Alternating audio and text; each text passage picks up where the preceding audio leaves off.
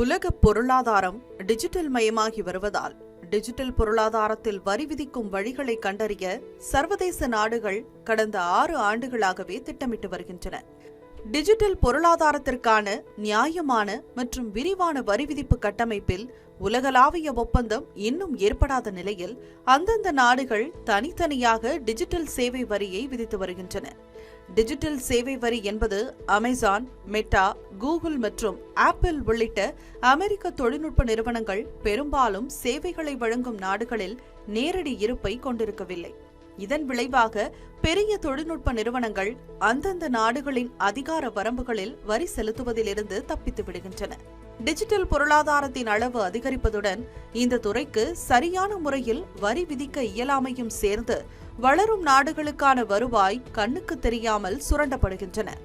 இந்தியாவில் மின்னணு சேவைகளை வழங்கும் வெளிநாட்டு நிறுவனங்களுக்கு டிஜிட்டல் சேவை வரி என்ற புதிய வரியை இந்தியா கடந்த 2020ஆம் ஆண்டு ஏப்ரலில் அமல்படுத்தியது. அதன் மூலம் இந்தியாவில் பதிவு அலுவலகம் இல்லாமல் டிஜிட்டல் சேவை வழங்கும் அயல்நாட்டு நிறுவனங்களுக்கு 2% டிஜிட்டல் சேவை வரி அமலுக்கு வந்தது.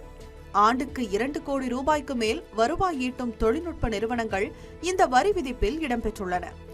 இந்தியாவை போல் Canada, Britain, Italy, Spain, Austria உள்ளிட்ட நாடுகளும் டிஜிட்டல் வரி விதிப்பு முறையை அமல்படுத்தியுள்ளன. இந்த டிஜிட்டல் வரி விதிப்பு முறைக்கு ஆரம்பம் முதலே அமெரிக்கா கடும் எதிர்ப்பு தெரிவித்து வந்தது. டிஜிட்டல் வரி விதித்த நாடுகள் மீது அமெரிக்க வர்த்தக சட்டத்தின் கீழ் அமெரிக்கா விசாரணையை தொடங்கியது. குறிப்பாக இந்தியாவின் டிஜிட்டல் வரி அமெரிக்க தொழில்நுட்ப நிறுவனங்களுக்கு எதிரானது என்று விசாரணை அறிக்கையில் தெரிவிக்கப்பட்டது. இதற்கு இந்தியாவின் சார்பில் கடும் எதிர்ப்பு தெரிவிக்கப்பட்டது.